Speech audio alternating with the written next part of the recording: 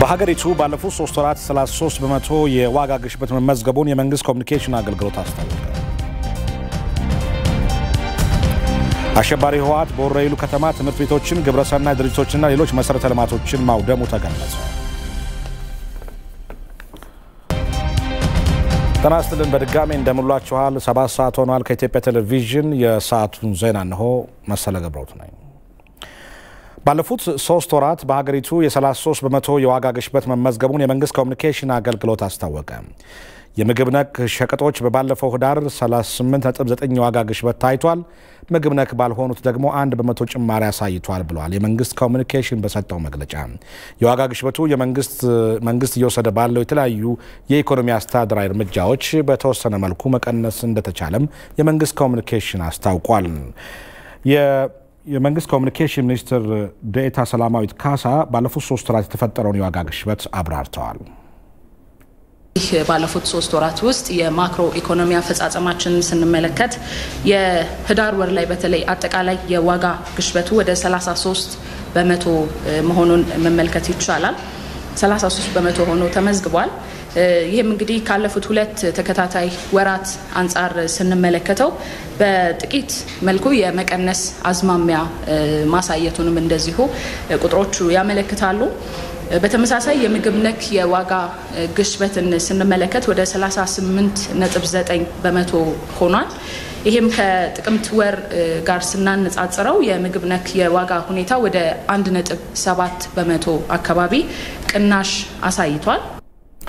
የምግብ ነክ ያልሆኑ ቁሳዎችን በተመለከተ 1 በመቶ ጭማሪ መመዝገቡን የተናገሩት ሚኒስትር ዴኤታዋ መንግስት እየወሰዳቸው ባሉ ኢኮኖሚያዊና አስተዳደራዊ እርምጃዎች በመጠኑም ቢሆን የዋጋ ግሽበቱ ላይ ቅናሽ ማድረግ መቻሉን አስረድተዋል። ግን የምግብ ነክ ያልሆኑ ምርቶች ላይ የዋጋ ግሽበቱን ስንመለከት ከጥቅምት ወር የዋጋ ሁኔታ ጋር ስናነጻጽረው ወደ 1 በመቶ ጭማሪ ማሳየቱን እንመለከታለን። ከምግብ ነክ የሆኑ ምርቶች ላይ የተደረገውን አይነት ማሻሻያ እርምጃዎች እዚህም ላይ እንደሚያስፈልጉ እንግዲህ መመልከት ይቻላል። ይህንኑ የዋጋ ግሽበቱን መቆጣጠር በሚያስችል ደረጃ እርምጃዎች መወሰድ እንደሚገባቸውና ቀጣይ የትኩረት አቅጣጫ መሆን እንዳለበትም ከወዲሁ መገንዘብ ያስፈልጋል። በአጠቃላይ እንግዲህ ቀደም ሲል ባነሳኋቸው በተወሰዱት እርምጃዎች በመንግስት በኩል የተወሰዱት እርምጃዎች እንዳሉ ሆኖ በተለያየ መልኩ የወጪ የመቀነስ እንደዚሁ አዝማሚያዎችም አሉና መልካም የሚባሉ ጅማሬዎች አሉ። ይሄ በተለይ የዋጋ ግሽበቱ በቀጣዮቹ ወራትም በተወሰነ መልኩ የመቀነስ አዝማሚያ እንደሚኖረውም የኢኮኖሚ ባለሙያዎች ምልከታ ያሳያል። አንደኛው ያው መንግስት ከሚወስዳቸው የፖሊሲ ማሻሻያዎች የፊስካል ፖሊሲ ማሻሻያዎች የሚመጣ ሆኖ ከዛ ባለፈ ግን እንደምታውቁት አሁን የመኸር ወቅት ምርት የሚሰበሰብበት ጊዜ ነው። ይሄም በራሱ በተለይ የምግብ ነክ የሆኑ ምርቶች ላይ የዋጋ ግሽበቱን ለመቀነስ በሚያስችል ደረጃ ከፍተኛ ውጤት ይመጣበታል ተብሎ ይጠበቃል። በተለይ አሁን የጦርነት ላይ ካሉት አካባቢዎች ውጪ ባሉት ቦታዎች ላይ የማካካሻ ስራዎችም ሲወሰዱ እንደነበረ ይታወቃልና እነዛ በቅርቡ ውጤት የሚመጣባቸውና በተጨባጭ በዜጎች ኑሮ ላይ ለውጥ ማምጣት በሚያስችል ደረጃ የዋጋ ግሽበቱን መቀነስ ያስችላሉ የሚለውን መመልከት ያስፈልጋል። በቀጣይ መንግስት የዋጋ ግሽበቱን ለመቆጣጠር የመፍትሄ አቅጣጫዎችን ማስቀመጡን ሚኒስትር ዴኤታዋ አስታውቀዋል። የትኩረት አቅጣጫዎች በዋናነት እንግዲህ እንደምታውቁት የሀገር ውስጥ ምርትን መጨመር የሚለው ከፍተኛ ትኩረት ተሰጥቶት በተለያዩ ዘርፎች ላይ እየተሰራ ነው የሚገኘው። ከአምራች ዘርፉ ባሻገር የግብርናው ላይ እየተሰሩ ያሉ ስራዎችም አሉ። እነሱ በድምሩ የሀገር ውስጥ ምርትን ለመጨመር እንደሚያግዙ ይታመንባቸዋል። በሌላ በኩል ደግሞ የሸቀጦች አቅርቦትን ማሻሻል በዜጎች የዕለት ተዕለት ኑሮ ላይ አስፈላጊ የሆኑ ሸቀጦችን በአስፈላጊው መጠን ማቅረብ የሚለውም እንደዚሁ ሌላኛው የማክሮ ኢኮኖሚ የትኩረት አቅጣጫ ሆኖ እንመለከተዋለን። ከዛ ባሻገር ግን ከጸጥታ አካላትም ጋር በትኩረት እየተሰራበት የሚገኘው የገበያ አሻጥርና የገበያ ሰንሰለቱን በተለይ ጤናማ ከማድረግ አንጻር የሚሰሩት ስራዎችም እንደዚሁ ሌላው የትኩረት አቅጣጫ ሆኖ በመንግስት በኩል እየተሰራባቸው ነው የሚገኘው። ይሄ በአጠቃላይ ከዋጋ ግሽበት አንጻር በቅርቡ መልካም ውጤት ይገኝባቸዋል ተብሎ እንዲገመት የሚያስችሉ መነሻዎች ሆነዋል ማለት ነው።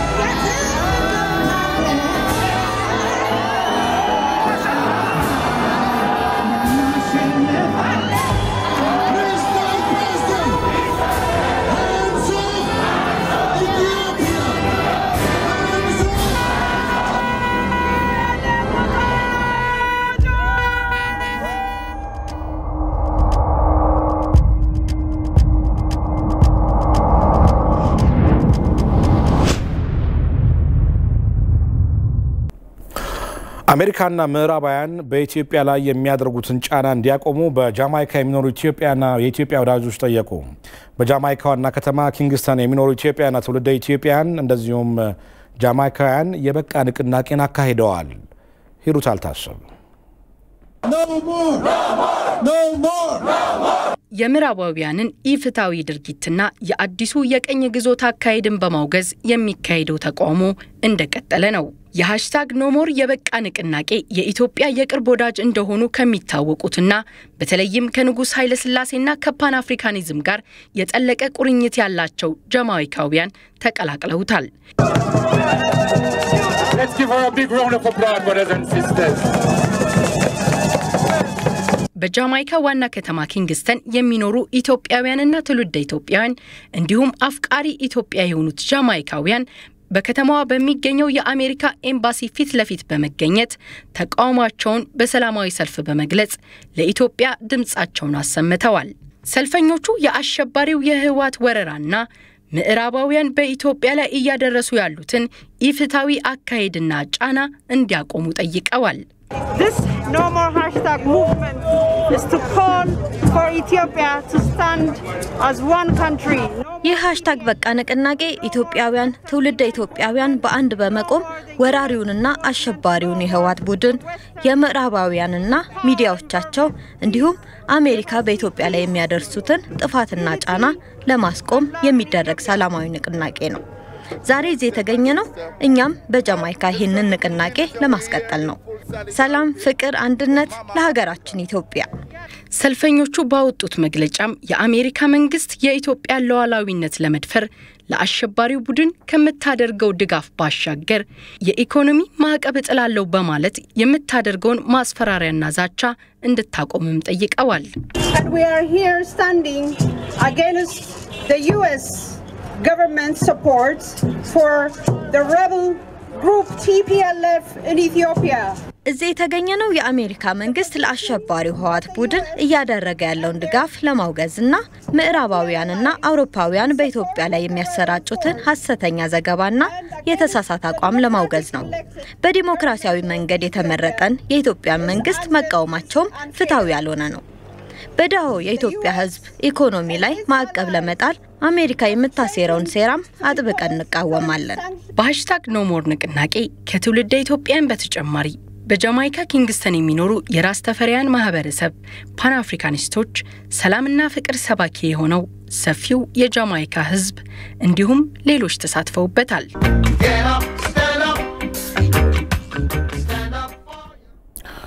አሜሪካ ኢትዮጵያ ላይ ጫና ለመፍጠር ያደረገችው ጥረት አለመሳካቱን የፖለቲካል ሳይንስ ምሁሩ ፕሮፌሰር አለማየሁ ገብረማርያም ባወጡት ጽሑፍ ገለጹ። የኢትዮጵያ ነጻነትን ለጊዜያዊ ጥቅም አሳልፎ አለመስጠት ደግሞ በአሜሪካ መንግስትም አልተወደደም ብለዋል። ቶማስ ኃይሉ ተመልክቶታል። በአሜሪካ የፖለቲካና የዓለም አቀፍ ግንኙነት ምሁር የሆኑት ፕሮፌሰር አለማየሁ ገብረማርያም ባወጡት ዘለግ ያለ ጽሑፍ አሁን ላይ በኢትዮጵያና በአሜሪካ መካከል ያለው ግንኙነት የስልጣኔ ግጭት እንደሆነ በሚያትተው ጽሑፋቸው በነጮች አውሮፓውያን የበላይነት ላይ ተመሰርተው ስልጣኔና በጥቁሮች ነጻነት ላይ ስር በሰደደ የአፍሪካውያን ስልጣኔ መካከል የተፈጠረ አለመግባባት እንደሆነም ያስረዳሉ። አሜሪካ በ1788 የተወለደው ሕገ መንግስቷን የሰው ልጆች መገኛ የሆነችው ኢትዮጵያ ከጥንት ጊዜ ጀምሮ ገናና ሀገር መሆኗንና አሜሪካ በአንጻሩ የኢትዮጵያን ጣፋንታ በዘር ከፋፍላ ለመቆጣጠር የመፈለገ አዝማሚያ ወዲህ ደግሞ ኢትዮጵያውያኑ የነጮች የበላይነትና ጭቆናን በድፍረትና በጀግንነት የመጋፈት ታሪክም ከአድዋ ጀምሮ እስካሁኑ የበቃ ዘመቻ በአንድነትና በጽናት መጋፈጣቸው ያላቸውን የኩራት ምንጭ እንደሆነ ጽሑፉ ያትታል።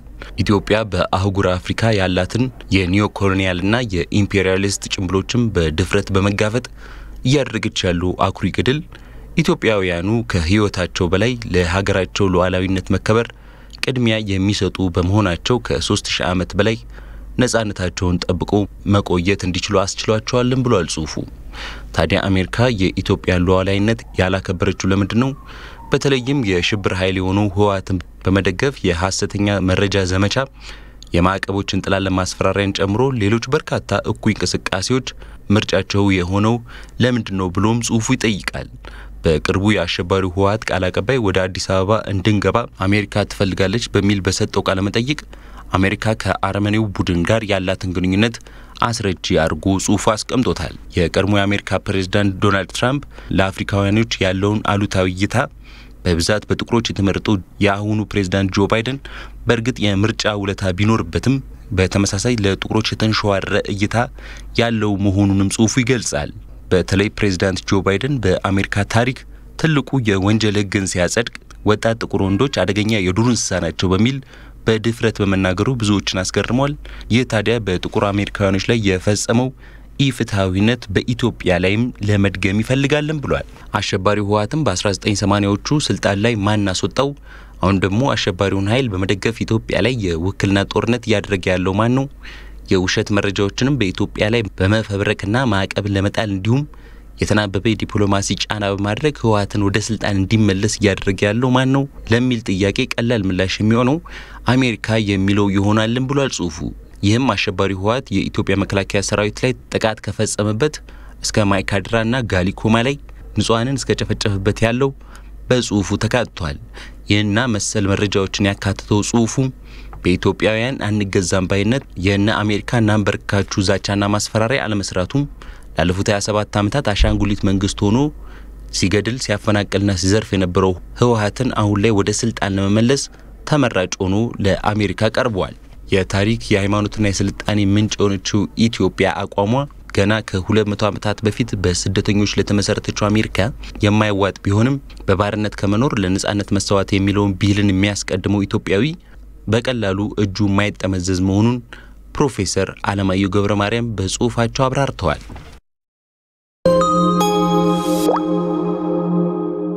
ከጀንበር ጋር በማለዳ ሁሉም በየመስኩ የዕለት ሩጫውን ይጀምራል፣ ህይወትን ለማቅናት ኑሮን ለማሸነፍ። ታዲያ ሁሉም የሚተማመንበት አጋሩ ጋር ሲደርስ ቆም ይላል። ስንቅ የሚሆኑትን አገልግሎቶች በቅልጥፍና አግኝተው ተደስተው ሩጫውን ይቀጥላሉ። ባሉበት ሁሉ ተገኝቶ የባንክ ምትክ የሚሆነው በስልኮ አሊያም በደንበኛው የትም ይሁን መገኛው ስልኮን ባንክ አድርጎ ባሉበት የሚገኝ አንቺም ባለሽበት ሆነሽ በኤቲኤም ካርድሽ ገንዘብሽን ትሰንቂያለሽ። አሊያም በካርድሽ የፈለግሽውን ትገበያያለሽ።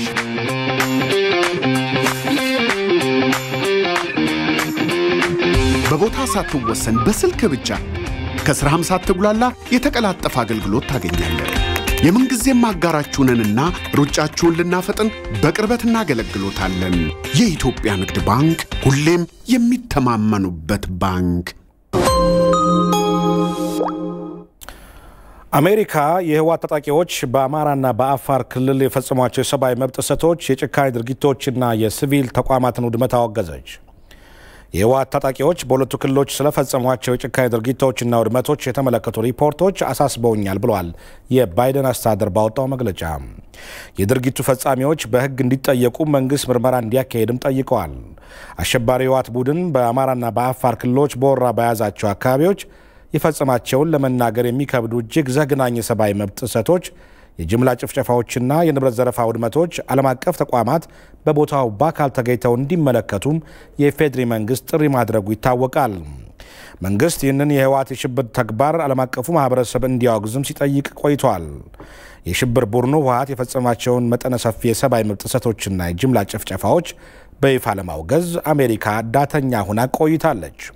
የሽብር ቡድኑን ከማውገዝ በተቃራኒው የባይደን አስተዳደር ህወሓትን በመደገፍ መንግስት ላይ ጫና ሲፈጥር የቆየ ሲሆን በተጠናከረ መልኩ አሸባሪውን ህወሓት ሲያወገዝ ይህ የመጀመሪያው ነው።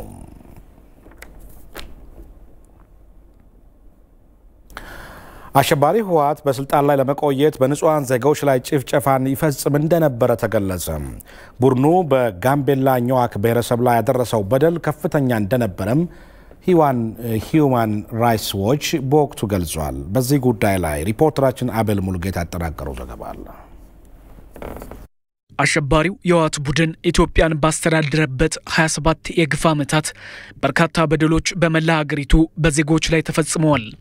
ቡድኑ በስልጣን ላይ ለመቆየት ያስችለኛል ብሎ የያዘው ዋንኛ ዕቅድ በሚያስገርም ሁኔታ በኢትዮጵያ መካከል የተለያዩ ልዩነቶችን በመፍጠርና ግጭትን በማባባስም ነበር።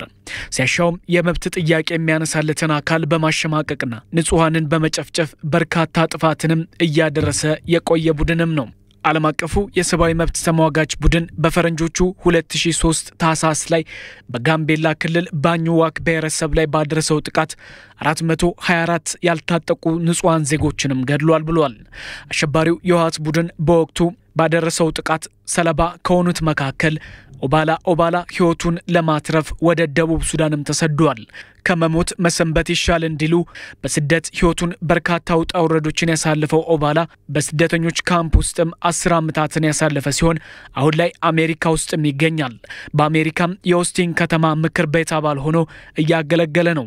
ኦባላ የሽብር ቡድኑ ያኔ በዜጎች ላይ ያደረሰው ጉዳት ከፍተኛ ጭፍጨፋ እንደተፈጸመ አሁንም ድረስ የሽብር ቡድኑ በኢትዮጵያ ላይ በርካታ ውድመት ያደረሰ እንደሚገኝም በቅርቡ ለፕሬዝዳንት ጆ ባይደን ባገኘው አጋጣሚ የሽብር ቡድኑን ጥፋትንም አስረድቷል። He asked me, "What's your name?" And I told him my name is Obala. ስሜ ማን እንደሆነ ጠየቀኝ። እኔም ኦባላ እባላለሁ አልኩት። በኦስቲን ከተማ ምክር ቤት አባል ነኝም አልኩት። በዚሁ መነጋገር ጀመረን። ከዘር ማጥፋት ግድያ ያመለጥኩ እንደሆንኩና ይህም በኢትዮጵያ አሸባሪው የህወሓት ቡድን በአኟክ ብሔር ላይ የፈጸመው ነው። ይህንን ሲሰማ በዚህም ጊዜ ፕሬዝዳንቱ በትኩረት ማድመጥ ቀጠለ። እኔም ቀጥዬ አሁንም በኢትዮጵያ ዜጎች ላይ በዚህ ቡድን ክፋት እየተሰራ እንደሆነና አሜሪካም ጉዳዩን በትኩረት እንድታየው ጠይቄያለሁ። ፕሬዝዳንቱም ጥሩ ነገር በኢትዮጵያ እንደሚሆን ተስፋቸውን ገለጹልኝ። በጋምቤላ ባኙዋክ ብሔረሰቦች ላይ የተደረገው ጭፍጨፋ ለ3 ዓመታት በተለያየ አጋጣሚ እንደቀጠለም ይገለጻል። በዚህም የሽብር ቡድኑ ጭፍጨፋ በርካቶች ተፈናቅለዋል። በርካቶችም ወላጅ አልባና ለችግርም እንዲጋለጡ ሆነዋል።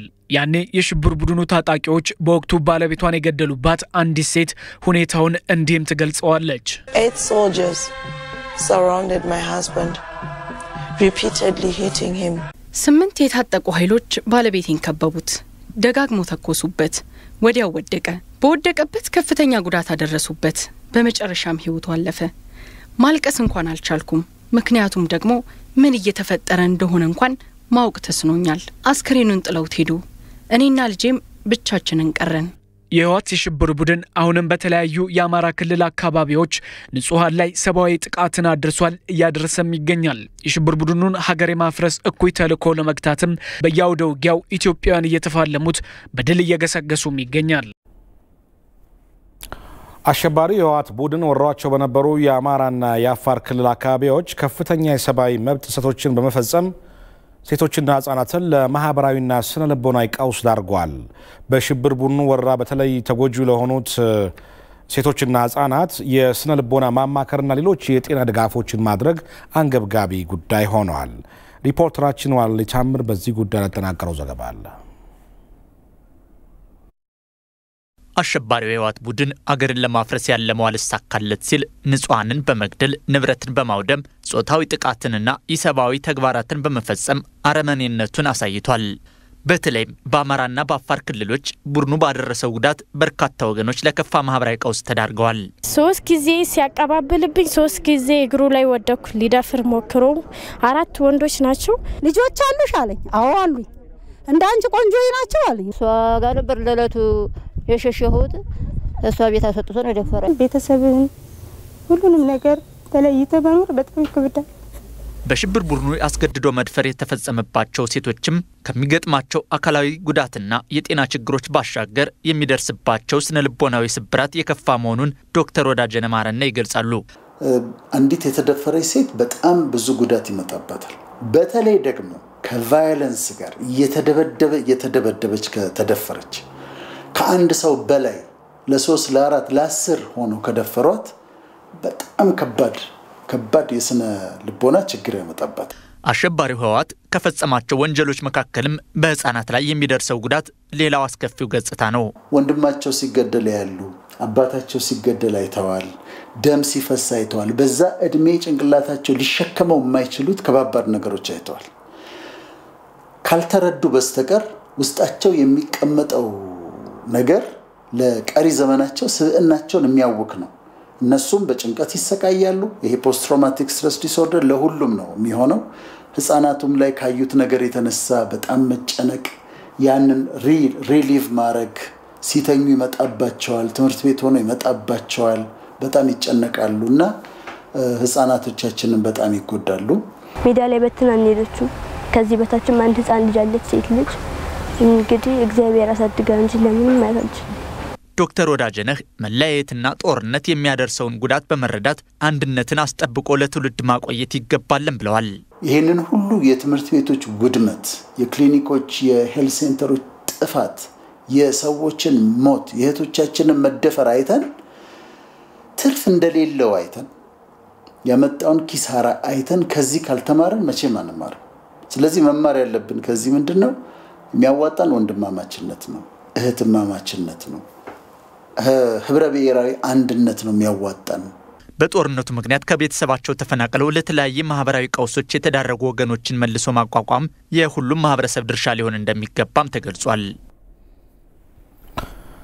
ተመካዮቻችን ቀደም ሲል እንደተከታተልነው ዜናዎቻችን ላይ በተለይ ሴቶችና ህፃናት በወራው ምክንያት ከፍተኛ ተጎጂ ሆነዋልና እነዚህን ተጎጂ የሆኑ ህፃናትና ሴቶችን ለመደገፍ እና ለመርዳት የተለያዩ ጥረቶች ተጀምረዋል በዚህ ጉዳይ ላይ ተጨማሪ ማብራሪያ እንዲሰጡን የኢትዮጵያ ሕክምና ማህበር ዋና ዳይሬክተር ወይዘሮ ትግስት መኮንን እዚህ ስቱዲዮአችን ጋብዘናቸዋል እንኳን ደህና መጡ ወይዘሮ ትግስት እንኳን ደህና ቆየኝ ቀደም ሲል እንግዲህ በተከታተልነው ዜና በተለይ አሸባሪው ህወሓት በወረራቸው በአማራና በአፋር ክልሎች በተለይ ደግሞ ሴቶችና ህፃናት ተጎጂ ሆነዋል የስነልቦና ጫና ደርሶባቸዋል ተጎድተዋል ለነዚህ ህብረተሰብ ክፍሎች ደግሞ የጤና ባለሙያዎች ድጋፍ ለማድረግ የተለያዩ እንቅስቃሴዎች ጀምረዋል በበጎ ፈቃደኝነትም ወደ ስፍራቸው ሊያቀኑ ነውና የናንተ ማህበር በዚህ ጉዳይ ላይ በዚህ አንፃር ምን አቅዷል እሺ አመሰግናለሁ ያው እንግዲህኛ እንደ ሞያ ማህበር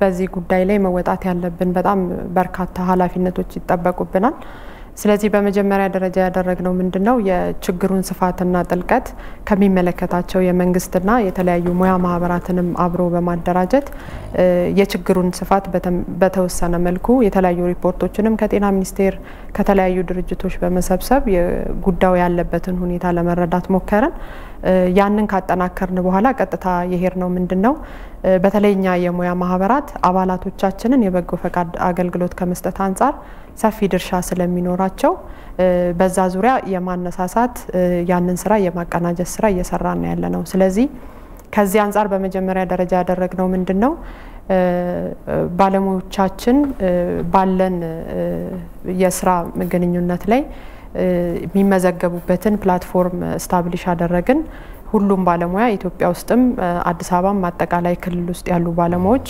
ባላቸው ሙያ የበጎ ፈቃድ አገልግሎት እንዲሰጡ የመመዝገብ ስራ ሰርተናል ስለዚህ አሁን እስከመጣውበት እዚህ ስቱዲዮ እስከመጣውበት ሰዓት ድረስ 204 የሚደርሱ ባለሙያዎች ተመዝግበዋል እነዚህም ባለሙያዎች ደግሞ አሁን በአፋጣኝ የተለያዩና ቂሊንጦ ሌሎች አካላት ያላወቃቸው ቦታዎች ስላሉ እነሱንም ሄደን የመጎብኘትና በአካል ሄደን ችግሩንና የችግሩን ስፋት የመመልከት እድልም ስላጋጠመን በአፋጣኝ የሚፈለጉ ባለሙያዎች አሉ በተባለ መሰረት ከተመዘገቡት ውስጥ ፈቃደኛነታቸውን በተጨማሪነት ቼክ በማድረግ የመመደብ ስራ ሰርተናል ማለት ነው ለምሳሌ ዛሬ ጧት ወደ 7 የሚደርሱ የቂሊንጦ ማገገሚያ ሴንተር ላይ አጠቃላይ ሐኪሞችን መድበን ስራ ጀምረዋል ኦሬዲ ከዛም ባሻገር ከደብረ ብርሃንና ከተለያዩ ቦታዎችም እንደዚሁ ተመሳሳይ ጥያቄ እየቀረበልን ነው ስለዚህ እነዚህን በቀረበልን ጥያቄ መሰረት ደግሞ ከጤና ሚኒስቴር ጋር ኮኦርዲኔት ማድረግ ወይንም የትብብር ስራ እጅግ በጣም አስፈላጊ መሆኑን ስለምናምን ያንን ያቀናጀን የመመደብ ስራ እንሰራለን ማለት ነው ብዙ ጥያቄዎች እየቀረቡልን ስለሆነ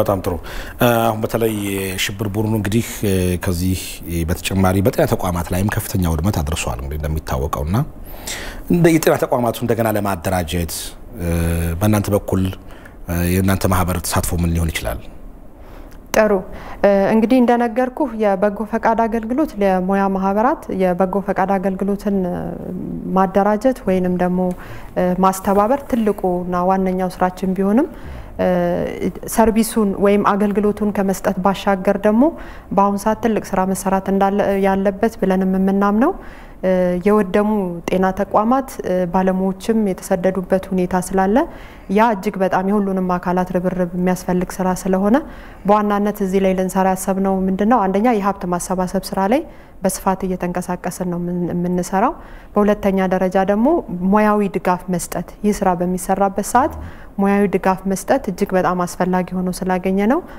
ባለሙያዎቻችን እንዲሁ በበጎ አገልግሎትም እንደ ተቋምም የተለያዩ አካላትን ኢትዮጵያ ውስጥም ከኢትዮጵያ ውጭ ያሉ አካላትንም ሙያ ማህበራትንም የተለያዩ ሙያ ማህበራት አሉ በነገር ላይ የኢትዮጵያ ሕክምና ማህበር ብቻውን አይደለም የሚሰራው ለምሳሌ ህፃናትና እናቶች ጉዳይ ላይ የስነ ጾታ ችግር ላይ ሙያዊ እንደን የጾታዊ ጥቃት ላይ የሚደርሱ ችግሮችን በተመለከተም ስፔሲፊካሊ እዛ ላይ የሚሰሩ ብዙ ሙያ ማህበራት አሉ ስለዚህ እነዛ ሙያ ማህበራትንም አብሮ በማቀናጀት እንዲሰሩ በማድረግ ሪሶርስ ሞቢላይዝ ማድረግ አጋር ድርጅቶችንም ያለውን የችግሩን ስፋት በነገራችን ላይ ትልቁ ስራ እሱ ነው ችግሩ ሪል ግራውንድ ላይ ያለው ምንድነው የሚለውን ነገር አሰስ አድርገን ያንን ነገር በማሳወቅ ሁሉም እንዲረባረቡ ማድረግ እና የሀብት ስብስብ ስራው ላይ በደንብ እንሰራለን ማለት ነው ሌላው ደግሞ የኮኦርዲኔሽን ስራ ነው እንደዚህ አይነት የድንገተኛ ስራዎች ላይ ሁሉም አካላት በተናጠል በሚሄዱበት ሰዓት ግራውንድ ላይ ለችግሩ መሬት ላይ ያለውን ነገር ለመፍታት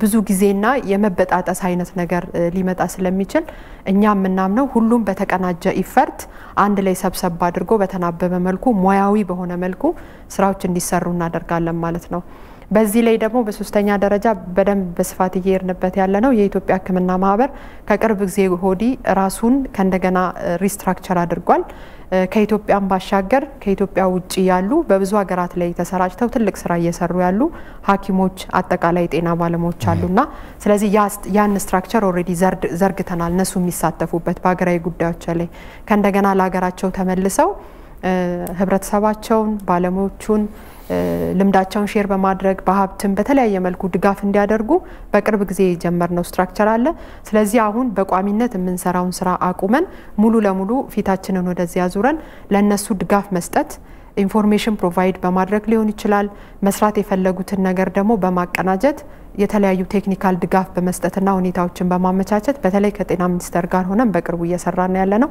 ምናልባት አይታችሁ ከሆነ በቅርብ ጊዜ አሁን ከቅዳሜ ዕለት ላውንች የተደረገ ዶክተርስ ፎር ኢትዮጵያ የሚል ኢኒሺዬቲቭ ላውንች ተደርጓል እሱም እንዲመሰረት ትልቅ ሚና ከጤና ሚኒስቴር ጋር በመሆን አስተዋጽኦ አድርገናል ማለት ነው ወይዘሮ ትግስት ለሰጡ ማብራሪያ ከልብ አመሰግናለሁ እኔም አመሰግናለሁ እዚህ ድረስ ስለጋበዛችሁኝ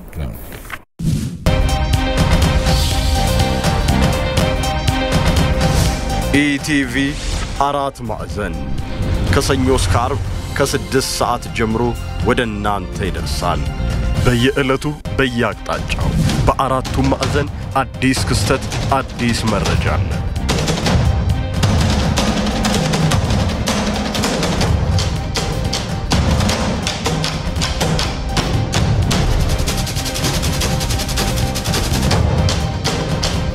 የኢትዮጵያ ቴሌቪዥን ከአራቱም ማዕዘን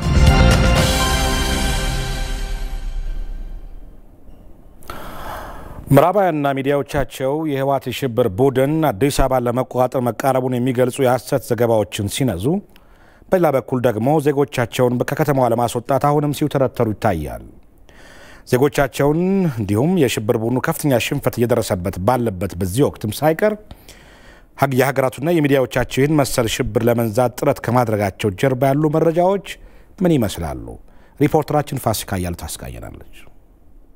ኢትዮጵያን የሚያስጎነብስ ችግር ሲከሰት መልሳ ቀና እንዳትል የሚሹ በርካቶች የህወሓት የሽብር ቡድን የከፈተባትን ጦርነት ተገና አድርገው ሊጫኗት በብዙ ጥረዋል። ለዚህ ደግሞ ሐሰተኛ የፕሮፓጋንዳ አሰራጭ ሚዲያዎቻቸውን መሳሪያ በማድረግና የስነ ልቦና ጫና የጦርነት ስልትን እንደ ጥይት ተጠቅመውበታል። በተለይም መዲናዋ አዲስ አበባ የሽብር ስጋት እንዳንዣበበባት በማስመሰል ዜጎቻቸው ከተማዋን ለቀው እንዲወጡ የሚወተውቱ ሀገራትና ሚዲያዎች በርክተው ሰንብተዋል። አዲስ አበባ ደህንነትን ለማረጋገጥና የሽብር ቡድኑ ሌላኛው የጥቃቱ ኢላማ እንዳያደርጋት ለማድረግም በተሰሩ ከፍተኛ የደህንነት ስራዎች በየጊዜው ለሽብር ጥቃት ሊውሉ ታስበው የነበሩና የከሸፉ ብዛት ያላቸው የጦር መሳሪያዎችና ለዚህ የሚያግዙ በህገወጥ መንገድ የተከማቹ ቁሳቁሶች ተገኝተዋል። ታዲያ አንዳንድ የምዕራባውያን ሀገራት በተለይም አሜሪካ በየጊዜው ደጋግማ በመዲናዋ የሽብር ስጋት መኖሩን መግለጽን መምረጧ ከጀርባው ምንድነው ያለው? የአሜሪካን ኤምባሲ እኛ ኢትዮጵያውያን ወይም የኛ የደህንነት አካል የማያውቀው ሚስጥር ይኖር ይሆናል። ስለዘመቻው የማያውቀው ሚስጥር ይኖራል። ከሌለ ለምንድነው ይሄን ያህል ግብግብ ብለው ካልወጣችሁ እያሉ እየራቀ ህዋት እኮ ወደ መቀሌም እየሸሸ እያለ ውጡ ይላሉ። ምን የሚያውቁት ሚስጥር አለ ብለን ስንመለከት ምንም ሚስጥር መኖሩን የሚያረጋግጥ ምንም ነገር የለም። ከኢትዮጵያ ጋር ወዳጅ ናቸው። ከኢትዮጵያ ሴኩሪቲ ጋር የሲአይኤ ብዙ ጊዜ አልሰራም ማለት አንችልም። ለምን መረጃውን እየሰጡ ከኢትዮጵያ ጋር ለመስራት አልፈለጉም? ከዚህ ቀደም ህዋት በሚገዛበት ዘመን እኮ የህዋት መራሹ መንግስት የከተማ አውቶቡሶች ላይ ቦምብ ጠምዶ ማፈንዳቱን እኮ ሲአይኤ ነው ያጋለጠው። ስለዚህ ሲአይኤ የሚያውቀው ነገር ብዙ አለ ብለን መገመት እንችላለን። ከስቴት ዲፓርትመንት ውስጥ ካሉ ኃላፊዎች ድርጊት ከሚዲያው ከአሜሪካና ከአውሮፓ ሚዲያዎች ድርጊት ስንመለከት አሜሪካ ራሷን በገዛ ፈቃዷ የኢትዮጵያ ጠላት ሆና ያሰለፈች ሀገር ናትና ስለ ሽብር እኛም ማናቀው ሽብር ሊከሰት ነው የምትል ከሆነ አያስጠረጥርም ወይ? ህዋት ይህን መሰል ሽብር በመንዛት የሀገሪቱን የትኩረት ማዕከል በመበተን ደካማ ሀገርና መንግስት የመመስረት ሂደት ቀድሞውንም ሲሰራበት የቆየው አካሄድ ሲሆን አሁንም ቡድኑ በእነዚህ የምዕራባውያን ሀገራት እገዛና የጥፋት አጋሩ የሸኔ ጥምረት ተመሳሳይ ሀገርን የመበተንና ደካማ መንግስትን የመመስረት ስልትን ቢከተልም ይህ ግን የሚሆንለት አልሆነም። የህዋትና የኦነግ ሸኔ አባላት አዲስ አበባ ገብተው በፕላናቸው መሰረት በፕላን ያስቀመጡት ነገር ነው። አዲስ አበባ መጥተው ራሳቸው እንደ መንግስት ዲክሌር አድርገው እንደ ሽግግር መንግስት ከዛ በኋላ ሀገሪቱ የምትፈርስበትን ካርታ ሰርተው ይሄ ረጅም ጊዜ የሚፈጅ ስለሆነ ለምዕራባውያኑ ይሄ ምክንያቱም እዚህ አፍሪካ ቀንድ ላይ ኢትዮጵያን የምታክል ሀገር በዛ አይነት ሁኔታ ለቅርጫ ቀረበች ማለት የነሱ ኢንትረስት አይጠበቅም። አሜሪካ እውነተኛ እንደው የተነካ ጥቅም ካለ እንኳን በዚህ መንግስት የምታጣው ምንድነው? የምታጣው ነገር ቢኖር ምንድነው? ነፃ የሆነ የራሱን ውሳኔ የሚወስን መንግስት በመኖር ነው። ታዲያ የሽብር ቡድኑ አሁን ላይ ሀገርን ለማፍረስ ሲያደርግ የነበረው እንቅስቃሴ በደረሰበት ሽንፈት ሳቢያ ወደ ኋላ እንዲያፈገፍግ አድርጎታል። ሆኖም ቡድኑ ሽንፈቱን ሲያረጋግጥ በቀረው አቅሙ ሀገርን ለማሸበር የሞት ሽረት ትግል ሊያደርግ ይችላልና ይህን ኃይሉን እስከ መጨረሻው ለማክሰምም ዝግጅት ያስፈልጋል ተብሏል። ጄኖሳይድ ተፈጽሟል የሚል የተቀነባበረ ሰነድ ይዘው ውይይት አድርገው በቀደም ነው የወደቀባቸው። ይሄ ሁሉ ዝግጅት ምንድነው? ተሸንፎ እዛ በሚገባበት ጊዜ ትልቁ አሁን አጀንዳ የውጭ ጣልቃ ገብነትን ለመጥራት የሚያመቸው በጄኖሳይድ ስለሆነ እየተዘጋጁ እንደሆነ ያሳያል። በቅርቡ ደግሞ የወጡ አንዳንድ መረጃዎች ኢትዮጵያን በደንብ በዚህ መዘጋጀት አለብን፣ የአክሱም ሐውልትን ራሱን በእንትን በማድረግ የኢትዮጵያ ፌዴራል ኃይሎች የአክሱም ሐውልትን አፈረሱት የሚል እንትን ለመስራት ዝግጅት እያደረጉ እንደሆነ ሂንታል። እኔ የህዋት አሸባሪ ኃይሎች ያለምንም ጥርጥር የትግራይን ህዝብ ራሱን ይፈጁታል ብዬ ነው ማስበው።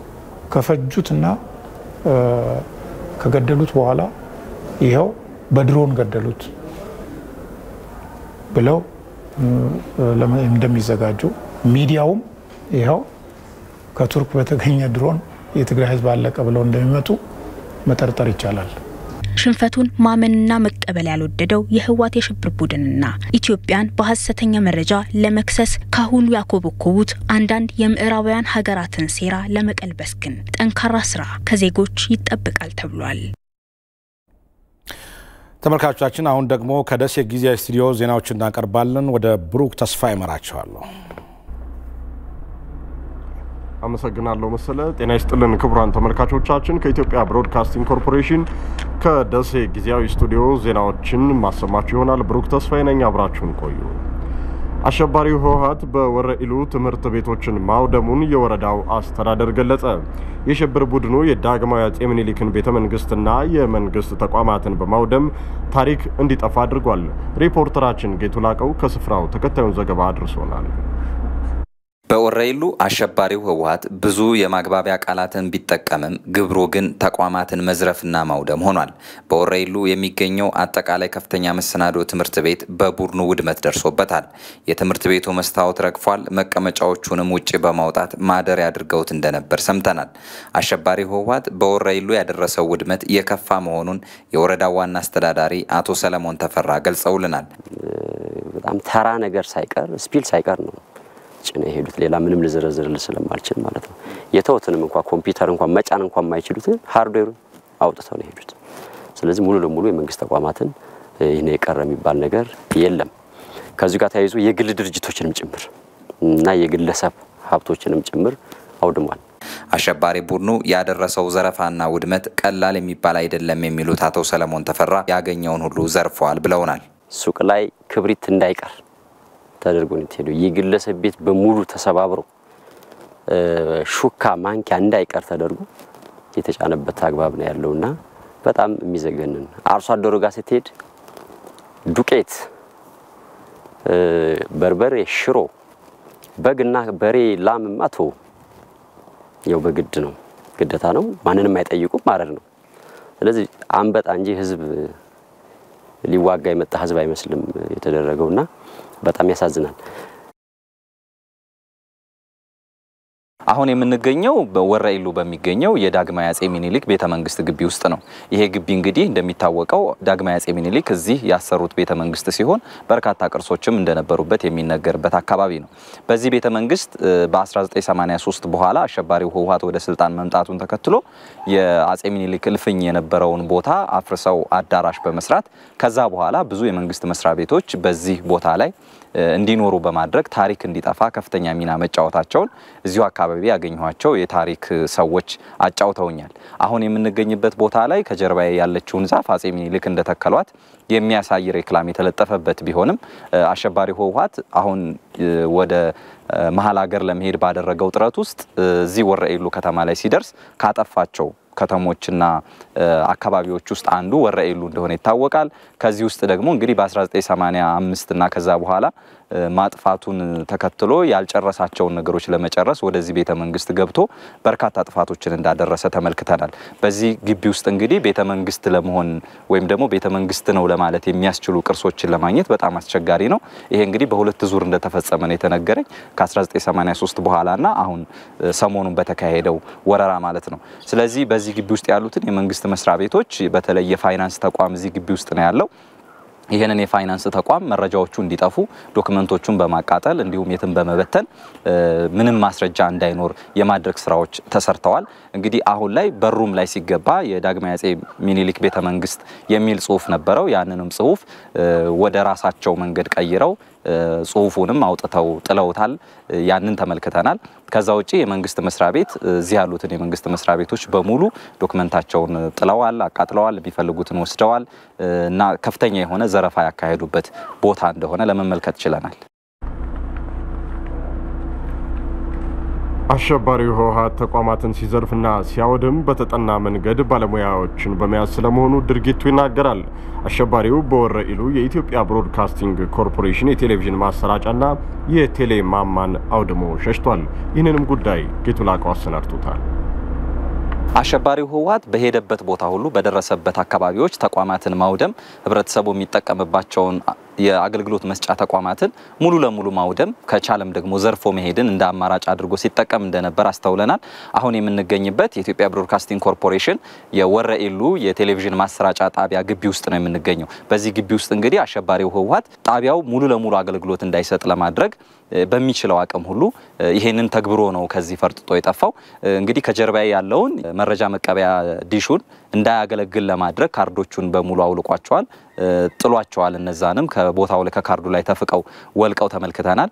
ከዛ ውጪ ቢሮ አለው። ቢሮ ውስጥ ያሉትን ዶክመንቶች የመረጃ መቀበያ ዳታው ሴንተሩንም እነዚህን ሁሉ በማውለቅ አንዳንዶቹን እንዳይሰሩ ገመዳቸውን በመቁረጥ ከአገልግሎት ውጭ እንዲሆኑ አድርጓቸዋል። ከዚህ በተጨማሪ እንግዲህ ከዳታ ሴንተሩ ከመረጃ ከቋቱ ተነስቶ ወደ ማማው የሚሄድበትንም ገመድ በመጋዝ ቆርጠው ምንም ዳታ ወደ ላይ ወደ አንቴናው እንዳይወጣ በማድረግ አገልግሎቱ እንዳይሰጥ አድርጓል። እንግዲህ አሸባሪው ህወሓት በደረሰበት ተቋማት ሁሉ የሚሰራቸው ስራዎች በታቀደና በተጠና መንገድ እንደሆነ ለምሳሌ እዚህ የሚያደርገውን ነገር መመልከት እንችላለን። የቱም ቦታ መንቀል ጥፋት እንደሆነ የትኛው ነገር ሲያጠፉት አገልግሎቱ ሙሉ ለሙሉ እንደሚቋረጥ በማወቅ የተሰራ እንደሆነ እዚህም ተመልክተናል። ጤና ጣቢያዎችና የጤና ተቋማትም ላይ ይሄንን አይተናል። እዚህ ግቢ እንግዲህ ጄኔሬተሮቹን ነዳጆቹን ደፍቶታል ወይም ወስዶታል። የጄኔሬተሩንም ገመድ በጥሶታል እንዳይሰራ አድርጎታል እና ይሄ ተቋም የቴሌቪዥን ማሰራጫ ጣቢያው ሙሉ ለሙሉ ከአገልግሎት ውጪ እንዲሆን ለማድረግ አስቦና አልሞ የሰራው ስራ እንደሆነ ይሄ አሁን ያለንበት የኢትዮጵያ ብሮድካስቲንግ ኮርፖሬሽን የወረኢሉ ቴሌቪዥን ማሰራጫ ጣቢያ አንዱ ማሳያ ነው።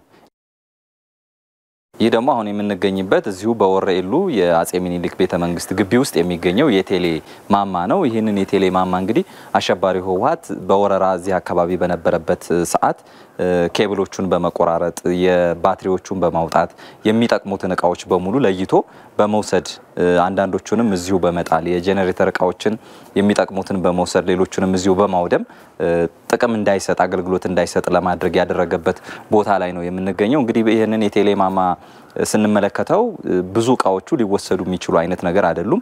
ነገር ግን ስራ እንዳይሰሩ አገልግሎት እንዳይሰጡ ህብረተሰቡ እንዲጎዳ አልሞ እየሰራ እንደሆነ የሚያሳዩ ነገሮች እንዳሉ በዚህ ማየት እንችላለን።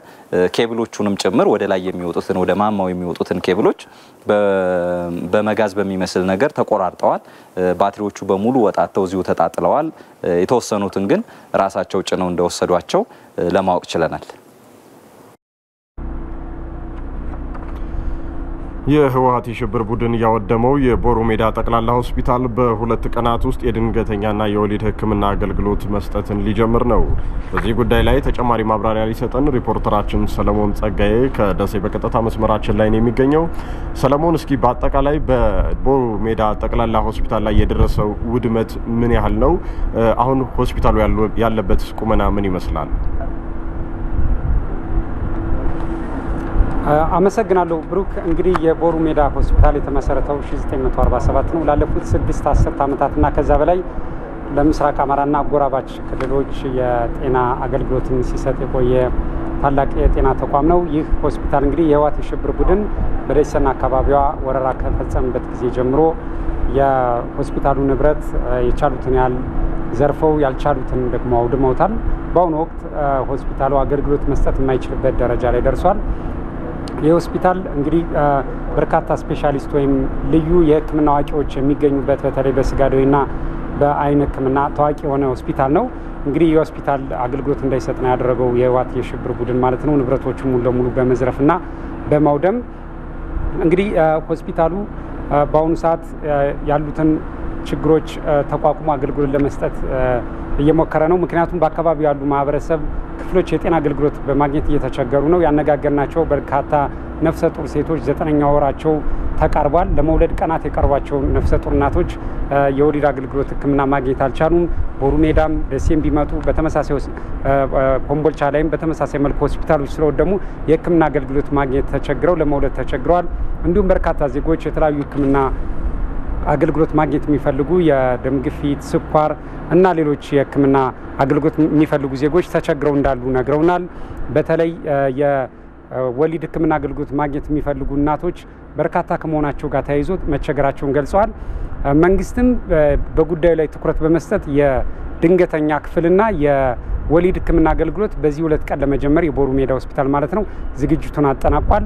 ምናልባት ነገ ወይም ከነገ ወዲያ ይህ ህክምና አገልግሎት ይሰጣል ማለት ነው። በማታው የዜና ወጃችን ደግሞ በአጠቃላይ በሆስፒታሉ የደረሰውን ፈርጀ ብዙ ጉዳትና የህክምና አገልግሎት ለመጀመር ያለውን ዝግጅት የሚመለከት የዜና ጥንቅር ይኖረናል። ብሩክ፣ አመሰግናለሁ ሰለሞን ለመረጃዎች። ክቡራንና ክቡራን ተመልካቾቻችን ከኢትዮጵያ ብሮድካስቲንግ ኮርፖሬሽን ከደሴ ጊዜያዊ ስቱዲዮ ለሰዓቱ ያዝናቸው ዜናዎች እነዚህ ነበሩ። ዜናዎቹን በመምራት ብሩክ ተስፋዬ ከእናንተ ጋር ቆይታ አድርጌያለሁኝ። አሁን ደግሞ ወደ ዋናው አዲስ አበባ ወደሚገኘው ስቱዲዮአችን እናመራለን። መሰለ በዚያ ይጠብቃችኋል። አመሰግናለሁ ብሩክ። ተመልካቾቻችን አሁን ደግሞ ወደ ቢዝነስ ዘገባ ነው የምናልፈው። ሞላ አለማየሁ እየጠበቀን ነው። ሞላ እንደምን ዋለ? ሰላም መስ እንደምን ዋለ? ደህና። ወደ ዘገባው እንለፍ። መልካም